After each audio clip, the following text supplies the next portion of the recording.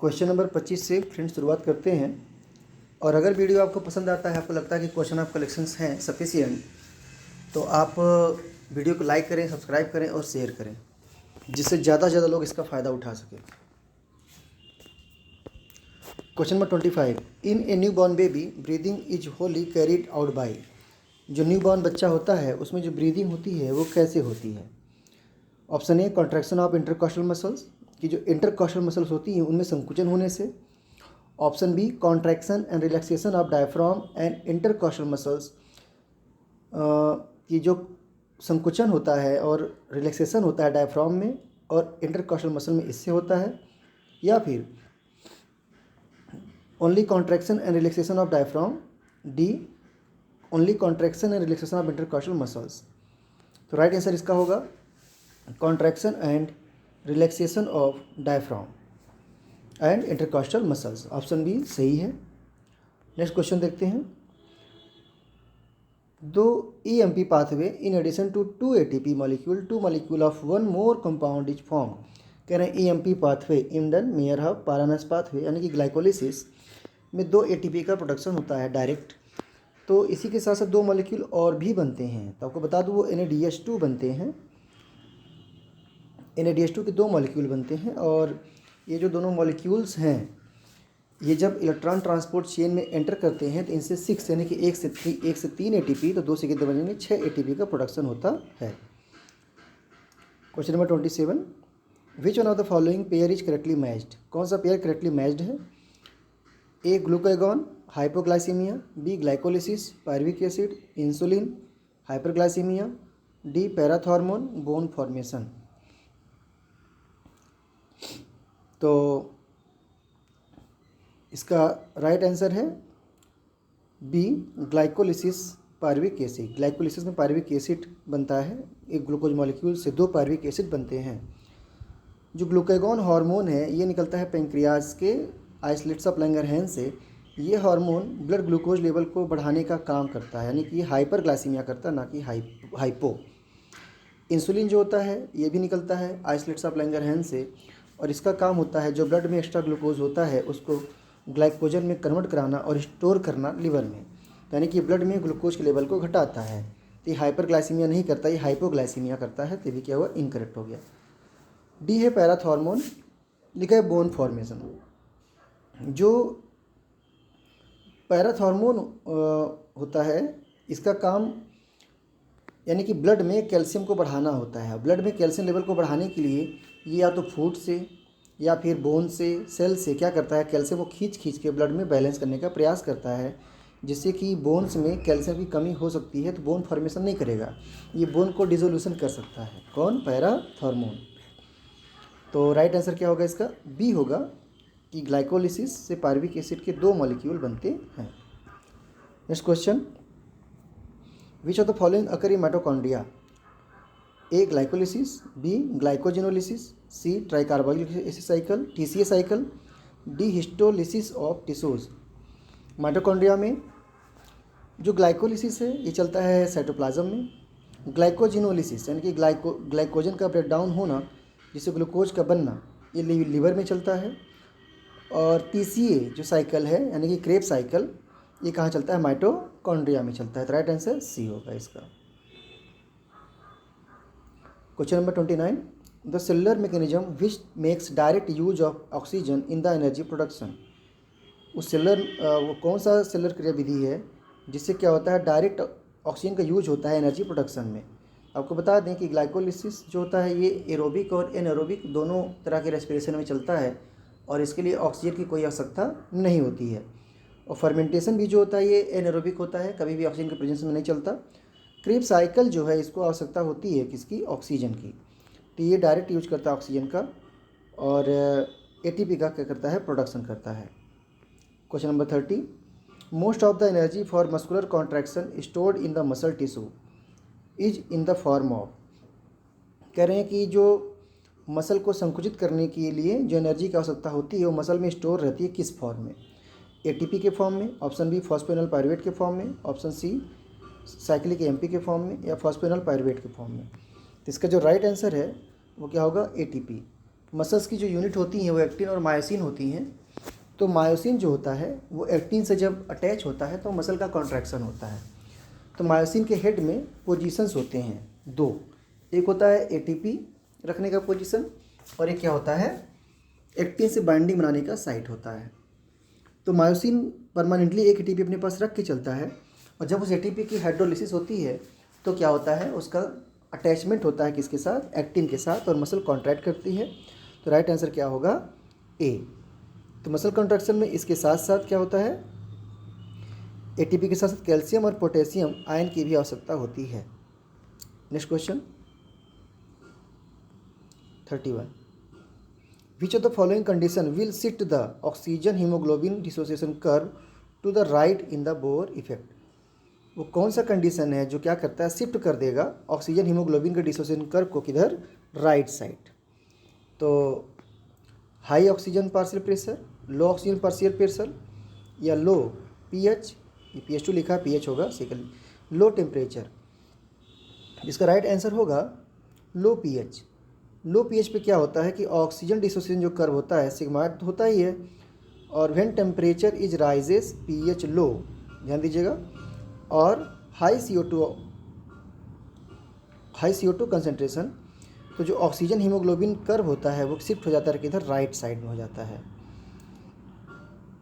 Okay, at the high pH जब pH ज़्यादा होता है और लो CO2 होता है तो क्या होता है, ऑक्सीजन हीमोग्लोबिन जो कर्व होता है वो किधर कर्व शिफ्ट करता है, लेफ्ट साइड में। तो याद रखिएगा जब राइट साइड में शिफ्ट होगा तो इसका मतलब होता है कि उसका ब्रेक डाउन हो रहा है, किसका, ऑक्सीजन और हीमोग्लोबिन का जो रिएक्शन हुआ है वो डिस्टर्ब हो रहा है। और जब लेफ्ट साइड मूव करेगा तो इसका मतलब क्या होता है कि ऑक्सीजन की और हीमोग्लोबिन की बाइंडिंग स्ट्रॉन्ग चल रही है। नेक्स्ट है question number 32, at high CO2 tension oxy haemoglobin dissociation curve, जो हाई CO2 टेंशन होता है तो ऑक्सी हीमोग्लोबिन डिसोसिएशन कर्व का क्या होता है, A shift to left side only, B shift to any side, C shift to right side only, D does not shift. कह रहे हैं जब CO2 का कंसनट्रेशन या टेंशन ज़्यादा हो जाता है तो ऑक्सी हीमोग्लोबिन कर्व किधर होगा, अभी भी आपने पढ़ा था, जब हाई CO2 होगा तो left side right side move करेगा। तो राइट आंसर क्या होगा, राइट साइड मूव करेगा, ठीक है ना, यानी कि ब्रेक होगा। और जब CO2 निम्न होगा तो किधर घूमेगा, बाएं तरफ घूमेगा। अगला question, how many molecule of O2 can bind to 4 molecule of myoglobin. Oxygen के कितने मॉलिक्यूल बंधेंगे किससे, 4 मॉलिक्यूल ऑफ मायोग्लोबिन से। Option A 4, option B 8, option C 16, option D 0। तो एक मायोग्लोबिन का जो मॉलिक्यूल होता है वो ऑक्सीजन के 4 मॉलिक्यूल से बाइंड अप हो सकता है, ठीक है ना, 2 मॉलिक्यूल से बाइंड अप हो सकते हैं, O2 के मॉलिक्यूल है ना, तो 4 मॉलिक्यूल इसके बंधेंगे। मायोग्लोबिन के 4 अणु ऑक्सीजन के 4 अणुओं से बंधे होते हैं, जबकि जो हीमोग्लोबिन के 4 अणु होते हैं वो ऑक्सीजन के 16 अणुओं से बंधे होते हैं। याद रहे कितने, 16 अणुओं से, यानी कि एक ऑक्सीजन का जो हीमोग्लोबिन का मॉलिक्यूल होता है वो 4 ऑक्सीजन से बाइंड अप करता है, जबकि जो क्या होता है, मायोग्लोबिन होता है वो एक ही ऑक्सीजन से बाइंड अप हो सकता है। तो राइट आंसर क्या होगा, ए होगा। Question number 34, under normal condition red blood cells are continuously destroyed and new ones produced at which of the following rate. कह रहे हैं जो नॉर्मल कंडीशन होता है, RBC cells are continuously destroyed, RBC cell लगातार क्या होती हैं, डिस्ट्रॉय होती रहती हैं, और new ones produced at which of the following rate.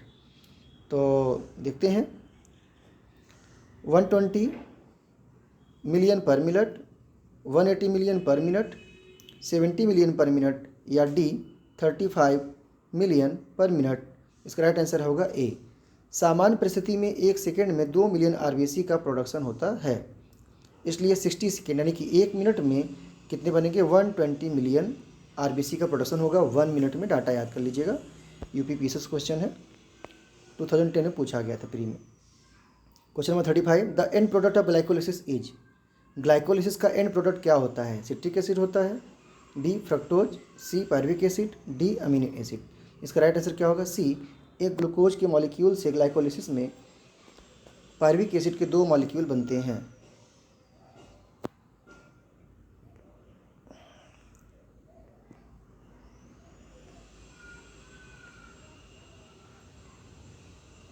The end product of glycolysis is, glycolysis का अंतिम उत्पाद है A ethyl alcohol, B pyruvic acid, C glucose, D CO2। तो इसका राइट आंसर क्या होना चाहिए? The end product of glycolysis pyruvic acid. Pyruvic acid के 2 मॉलिक्यूल प्रोड्यूस होते हैं, तो राइट आंसर क्या होगा? बी होगा। What is the end product of glycolysis, glycolysis का एंड प्रोडक्ट क्या है? जरा एक बार ऊपर मैं कर दूं, आप 35 का ये एक्सप्लेनेशन जो दिया हुआ है ताकि आप पढ़ सकें, तो वीडियो आप एक बार देख लीजिएगा। मैं इसको है ना ये स्क्रीन पे कर दे रहा हूँ और ये रहा, ताकि आप स्क्रीनशॉट ले सकें या फिर डायरेक्ट इसको रोक करके पढ़ सकें। चलिए आगे बढ़ते हैं क्वेश्चन नंबर 37 पर। What is the end product of glycolysis? पहले बता दिया गया, यानी कि रिपीट कर रहा है क्वेश्चन, बार बार अलग अलग एग्जाम से पूछा गया है, जैसे रिपीट कर रहा है तो आपको बताया गया है पायरुविक एसिड होता है। और जो लैक्टिक एसिड होता है ये लैक्टिक एसिड फर्मेंटेशन के समय बनता है, मसल्स में बनता है। और सिट्रिक एसिड तो आपको पता ही है कि इसका जो रोल होता है ये किस में होता है? क्रेब साइकिल में होता है। एसिल्कोएंजाइम ए जो है ये कब बनता है? ये जब पायरुविक एसिड एंटर करना चाहता है क्रेब साइकिल में, तो वो डायरेक्ट एंटर नहीं कर पाता, तो उसी कन्वर्जन होता है उसी का एसिल्कोएंजाइम ए में, और एक CO2 निकल जाता है। तो 2 कार्बन का होता है एसिल्कोएंजाइम में। जबकि जो लैक्टिक एसिड होता है 3 कार्बन का होता है ना। जो सिट्रिक एसिड है 6 कार्बन का होता है। पायरुविक एसिड 3 कार्बन का कंपाउंड होता है। Question number 38, the end product of glycolysis is, glycolysis का अंतिम उत्पाद है A pyruvic acid, B glucose 6 phosphate, C fructose 6 phosphate, D fructose 1,6 bi phosphate या बिस फॉस्फेट। इसका राइट आंसर होगा ए पायरुविक एसिड। ग्लाइकोलिसिस का जो एंड प्रोडक्ट होता है वो क्या होता है? पायरुविक एसिड होता है। क्वेश्चन नंबर 39 पे चलते हैं। Final acceptor of electron is aerobic in aerobic respiration. Aerobic respiration में इलेक्ट्रॉन का फाइनल एक्सेप्टर कौन होता है? ऑक्सीजन होता है, याद रखिएगा। पूछा है वाटर होता है, बी O2 होता है, सी साइटोक्रोम A3 होता है, या फिर FMN होता है। तो फाइनल जो इलेक्ट्रॉन का एक्सेप्टर होगा वो कौन होता है? ऑक्सीजन होता है, याद रखिएगा। हाइड्रोजन का एक्सेप्टर भी ऑक्सीजन ही होता है। अगला है 40 में, main method of fatty acid oxidation in a cell is, एक कोशिका में वसी अम्ल के ऑक्सीकरण की मुख्य विधि है। तो केल्विन साइकिल से तो चलता है, यानी कि कह सकते हैं कि कार्बोहाइड्रेट का प्रोडक्शन होता है, फोटोसिंथेसिस चलता है। PPP पेंटोज फॉस्फेट पाथवे, ये क्या होता है? ये अल्टरनेट पाथवे होता है ग्लाइकोलिसिस का, ठीक है ना। प्रोडक्शन, एनर्जी प्रोडक्शन का भी पाथवे है। और नेक्स्ट है बीटा ऑक्सीडेशन, और ये क्या होता है कि यही है जिसमें क्या होता है? वसा का ऑक्सीडेशन होता है। EMP तो ग्लाइकोलिसिस है। राइट आंसर क्या होगा? सी होगा, बीटा ऑक्सीडेशन बोलते हैं। मुख्य विधि है वसी अम्ल के ऑक्सीकरण की। Question 41 number, how many ATP can be formed from one acetyl coenzyme A in Krebs cycle. एक क्रेब साइकिल में है ना कितने ATP बनते हैं? How many ATP can be formed from one acetyl coenzyme A in Krebs cycle. One acetyl coenzyme से ATP के कितने? 1 से बता रहे हैं, यानी कि अभी एक बचा हुआ है। तो क्रेब साइकिल में हाँ ठीक है ATP बनेंगे 15, 36, 12, none of the above. Right answer क्या होगा? सी होगा, यानी कि 12 ATP के मॉलिक्यूल बनते हैं एक एसिटिल कोएंजाइम ए से। कोशिका में ग्लूकोज के एक अणु के ऑक्सीडेशन से 38 ATP या 36 बनते हैं। ग्लूकोज के एक अणु के अपूर्ण ऑक्सीकरण से 28 किलो कैलोरी एनर्जी मिलती है। अपूर्ण है, ठीक है। ग्लाइकोलिसिस में 2 NADH2 के मॉलिक्यूल बनते हैं। ग्लाइकोलिसिस की क्रिया में कुल 8 ATP बनते हैं। ग्लाइकोलिसिस की पूर्ण अभिक्रिया में 4-2 अणुओं का मूल लाभ होता है। Question number 42, metabolic water is a by product of the process of, उपापचयी जल किस क्रिया का उपोत्पाद है? A digestion, B excretion, C muscle activity, D tissue respiration. तो राइट आंसर क्या होगा? टिश्यू रेस्पिरेशन होगा। राइट आंसर क्या होगा? टिश्यू रेस्पिरेशन, डी, ठीक है ना। अब देखना चाहे देख सकते हैं, मैं यहाँ होल्ड कर देता हूँ इसको, एक्सप्लेनेशन को। चलिए आगे बढ़ते हैं। Question number 43, which of the following occurs in mitochondria. निम्नलिखित में से कौन सा माइटोकॉन्ड्रिया के अंदर होता है? Glycolysis, glycogenolysis, try carboxylic acid cycle या हिस्टोलिसिस ऑफ टिश्यूज? इसका राइट आंसर क्या होगा? Try carboxylic acid cycle, TCA। सी।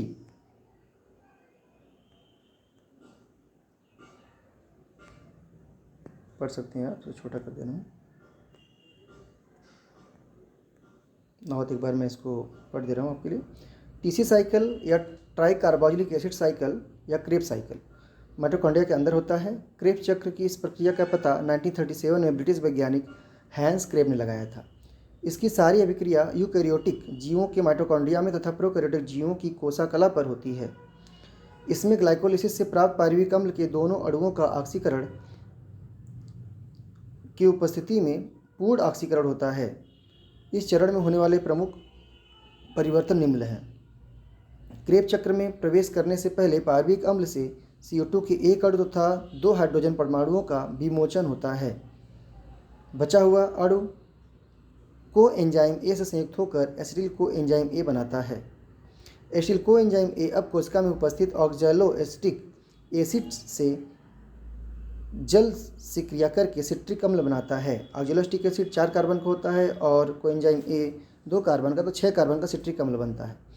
सिट्रिक अम्ल का क्रेब्स चक्र में धीरे धीरे कई अभिक्रियाओं के माध्यम से क्रमबद्ध विघटन होता है। इन अभिक्रियाओं के फलस्वरूप कई मध्यवर्ती अम्ल बनते हैं, जैसे oxalosuccinic acid, alpha ketoglutaric acid, succinic acid, fumaric acid. इन परिवर्तनों के दौरान CO2 के 2 अणु हाइड्रोजन के 8 परमाणु मुक्त होते हैं। अंत में मैलिक अम्ल का परिवर्तन ऑक्सैलोग्लिसरिक अम्ल में होता है। यह पुनः दूसरे पायरुविक अम्ल के अणु के साथ संयुक्त होकर क्रेब्स चक्र में प्रवेश करता है। आते हैं क्वेश्चन नंबर 44 पर। The source of oxygen in glucose formed in photosynthesis is? प्रकाश संश्लेषण की क्रिया में बने ग्लूकोज में ऑक्सीजन का स्रोत है water and carbon dioxide, option C air, या D carbon dioxide. Right answer क्या होगा? वाटर होगा। क्या होगा? ऑक्सीजन का स्रोत है बने ग्लूकोज में। अच्छा ठीक है, ग्लूकोज में बोल रहा है, सॉरी, ग्लूकोज में CO2 होगा, तो डी ऑप्शन होगा कार्बन डाइऑक्साइड। कार्बन डाइऑक्साइड जो है ग्लूकोज का पूछ रहा है, ध्यान दीजिएगा। Number of oxygen required during glycolysis of 1 glucose molecule is? एक अणु ग्लूकोज की ग्लाइकोलिसिस में कितने अणु ऑक्सीजन की आवश्यकता होती है ना? अगर एक अणु ग्लूकोज की ग्लाइकोलिसिस करनी हो तो आपको पता है कि ग्लाइकोलिसिस जो होता है ये साइटोप्लाज्म होता है और इसे ऑक्सीजन की आवश्यकता नहीं होती, तो इसका क्या आंसर होगा? 0 होगा। तो ऑप्शन ए इसका सही होगा।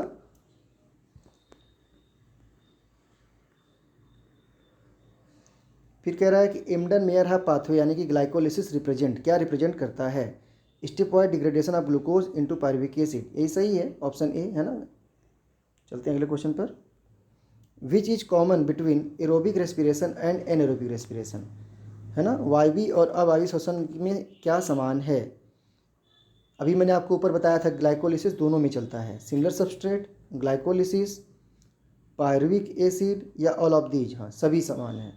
ग्लूकोज पे चलता है, ग्लाइकोलिसिस भी चलता है दोनों में, पायरुविक एसिड भी बनता है दोनों में, तो डी इसका आंसर होगा all of the above. 47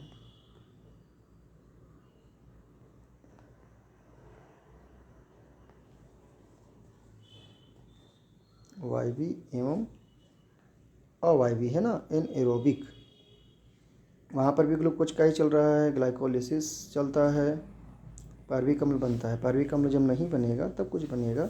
D होगा इसका दोस्तों, है ना। ग्लाइकोलिसिस मैंने बोला है बट डी देखिएगा। 48 the other name of glycolysis is? Glycolysis का दूसरा नाम क्या है? EMP पाथवे है ना, ये तो बार बार आपसे बताया जाता है। Question number 49 number of NADH2 produced in Krebs cycle. Krebs cycle में उत्पादित होने वाले NADH2 की संख्या कितनी है? क्रेब साइकिल में 2 है, 6 है, 4 है या 8 है? तो राइट आंसर क्या है? सी है। 4 मॉलिक्यूल प्रोड्यूस होते हैं NADH2 के, किसमें? क्रेब साइकिल में। प्रत्येक NADH2 अणु से 2 इलेक्ट्रॉन तथा 2 हाइड्रोजन परमाणुओं से निकलकर ऑक्सीजन तक पहुंचने के क्रम में 3 ATP का निर्माण होता है। 2 इलेक्ट्रॉन तथा 2 हाइड्रोजन निकल के कहाँ तक, ऑक्सीजन तक पहुँचने में 3 ATP निकलते हैं। The amount of energy given by 1 molecule of ATP, एक ATP के अणु से कितनी ऊर्जा निकलती है? 7.3 kilo calorie, 7600 kilo calorie, 721 kilo calorie या डी 1000 किलो कैलोरी। तो राइट आंसर क्या होगा? ए 7.3 किलो कैलोरी की एनर्जी निकलती है एक ATP मॉलिक्यूल से। The percentage of alveolar air exchange with each breath is, प्रत्येक श्वास के साथ विनिमय होने वाले वायु कोष्ठकीय वायु का प्रतिशत है 5%, 10%, 10%, दो रिपीट कर गया है 95%। राइट आंसर क्या होगा? 5%। प्रत्येक श्वास के साथ विनिमय होने वाले वायु, है ना, अल्वियोलर एयर की जो परसेंटेज होता है कितना होता है? 5% होता है। पूछ रहा हूँ what is C2 cycle, C2 cycle क्या होता है? देखते हैं इसको भी।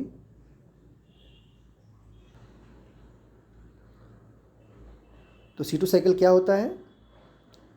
ए glycolate cycle, B Calvin cycle,